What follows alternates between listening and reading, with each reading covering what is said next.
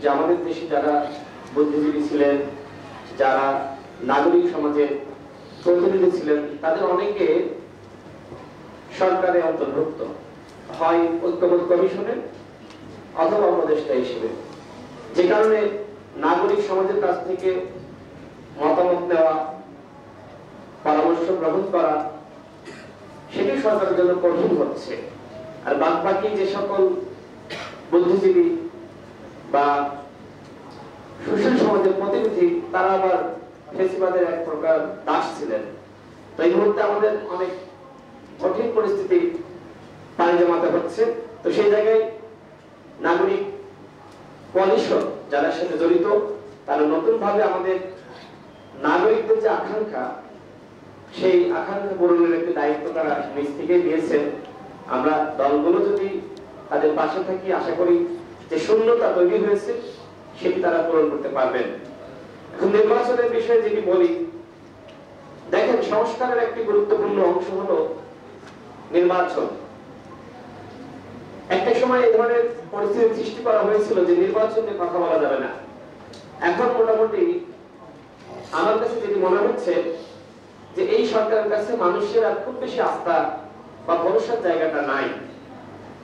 যেটি জিয়া ভাই বললেন যে সরকার অত্যন্ত দুর্বল সরকার, সেই জায়গায় মানুষ মনে করছে ডক্টর মোহাম্মদ ইউনূসের সরকার তিনি যদি একটি সুন্দর নির্বাচন জাতিকে উপহার দিতে পারেন, এটি হয়তো এই সরকারের সব থেকে বড় সফলতা। তাহলে কি গণহত্যার বিচার বা সংস্কারের যে আকাঙ্ক্ষা সেটি কি পূরণ হবে না?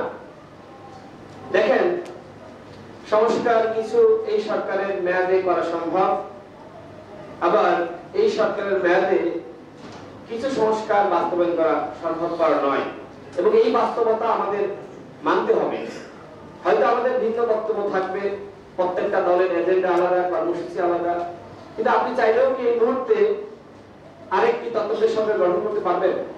মানে আমরা তো সংস্কারের বাস্তবায়নের কথা বলছি, যে বিষয়ে আমরা একমতে এসেছি, এটি কি আদৌ সম্ভব? মনে করেন এই সরকারকে বাদ দিয়ে আমরা আরেকটি সরকার, নির্বাচনকালীন নিরপেক্ষ সরকার বা তথাকথিত সরকার গঠনের উদ্যোগ নিলাম, দলগুলো কি একমতে আসতে পারবে?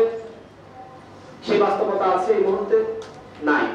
সুতরাং কিছু কিছু সংস্কার আমরা চাইলেও এখন বাস্তবায়ন করতে পারবো না, সেটা আমাদের মেনে নিতে হবে। তবে যেটা আসলে সম্ভব সেই সংস্কারগুলো অবশ্যই বাস্তবায়ন করতে হবে।